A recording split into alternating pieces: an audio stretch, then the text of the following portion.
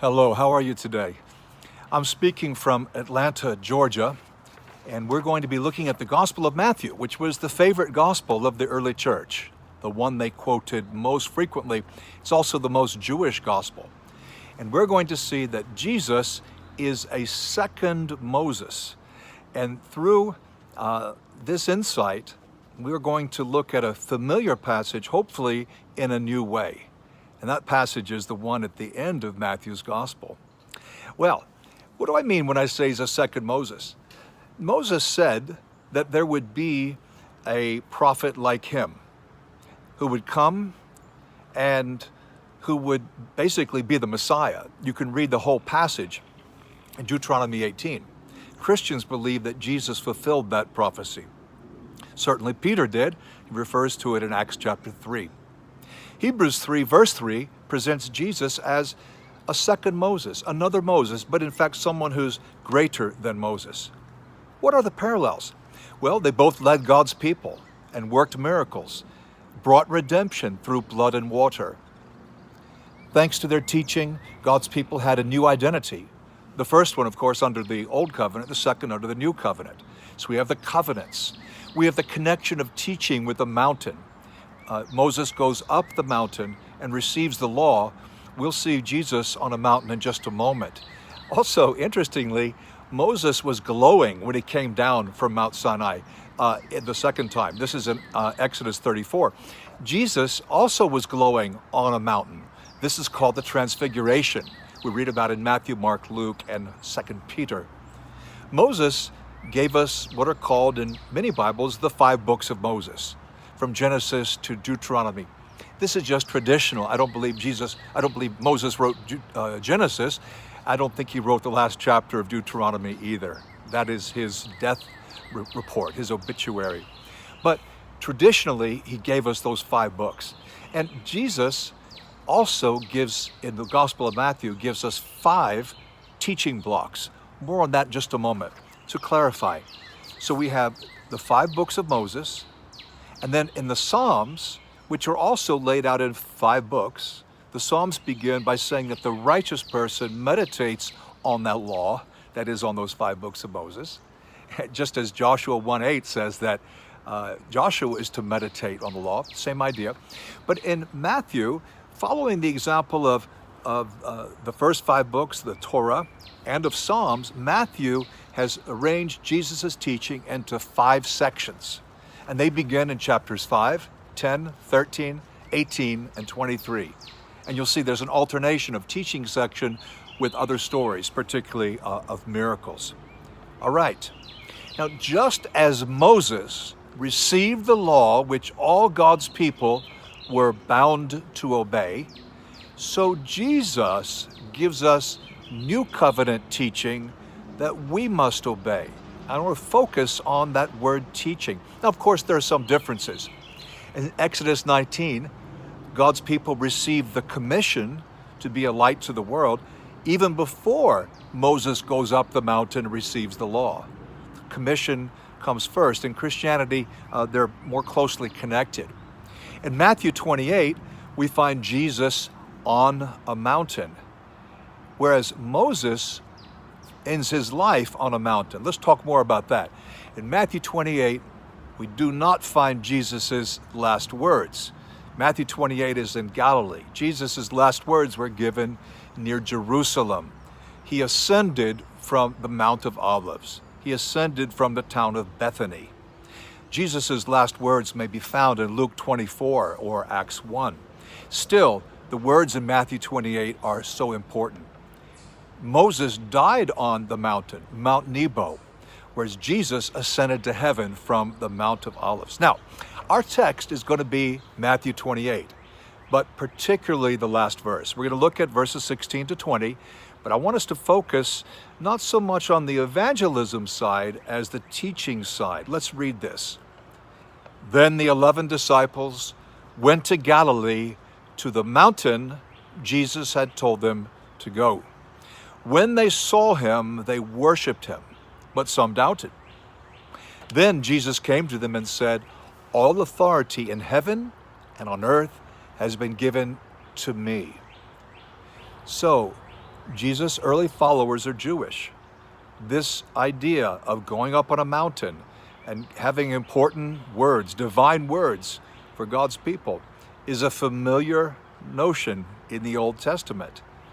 So he's in Galilee, he's explaining to them this mission, this commission. Let us continue. Therefore, go and make disciples of all nations, baptizing them in the name of the Father and of the Son and of the Holy Spirit, and teaching them to obey all things I have commanded you. And surely I am with you always to the very end of the age. Did you notice the triple all, that word all 3 times? Jesus has all authority. We're to go to all nations, and we're to teach all things that Jesus taught us. Not just the Great Commission, not just the greatest command or our favorite verses, but everything. This mandate is from heaven, and of course it's for us in the church, but Jesus gave it first to the apostles. This is the mandate to go into all the world. This involves planting churches, the work of evangelists, but it also involves everyday, ordinary evangelism. He doesn't say, go to all modern political nations. That is not what that word nations means. It's people groups. It's peoples. We must read this with the first century eye. Avoid anachronism when we're reading a modern understanding into an ancient text. In fact, they're not just 195 people groups. If you go online, you'll see 195 nations with sovereignty, with a flag, and so forth. But how many people groups? Well, according to Christianity Today, and I was reading Christianity Today just a couple days ago, 17,000 people groups. You know, it's such a human tendency to take the commands of God and try to shorten them and reduce them and make them easier. And that is done 2 ways with this passage. Firstly, by interpreting nations as modern nations, we're actually forgetting almost everybody. With 17,000 people groups, it's not enough just to have a church of disciples in a nation. It's every people group. And as we can see, the average nation has many people groups, easily close to 100. The other way we minimize this passage and water it down is by focusing only on the teaching of discipleship and baptism. True, we are to teach others to be disciples and to be baptized. But he also says in verse 20 that we're supposed to teach people to obey everything he commanded us. And that is a lot more than just how to become a Christian. In fact, most teaching comes after conversion, not before. It doesn't come before we're born again. It comes after we become new creations. And what is the substance of what Jesus expected us to teach? It is exactly what is found in Matthew's 5 teaching sections. And again, we'll come back to that next time. He tells us he's with us when we do our part. He's with us to the very end of the age, but not with us regardless of what we do. Obviously, there's a context. He's with us as we make disciples and as we teach people to obey everything, not just our favorite parts.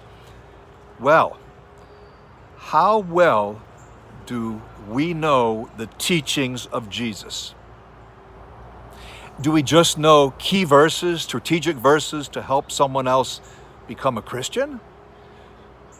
Because all of Matthew is important and all 5 teaching sections are vital. Are these teachings written on our hearts?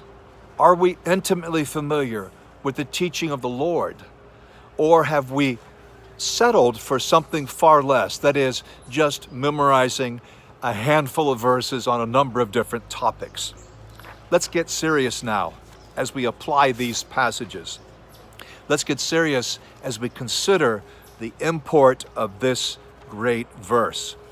If these are new thoughts, please study them out. Anytime a speaker gives you a thought that's new, you have to process it. You may reject it, you may not agree, but you have to evaluate it. You must weigh it and think about it, what that means. Secondly, I give a challenge to you to appreciate Jesus for who he is in all his riches. Jesus was not just someone who gave us a few verses, a few commands. He taught us amply. He taught us generously.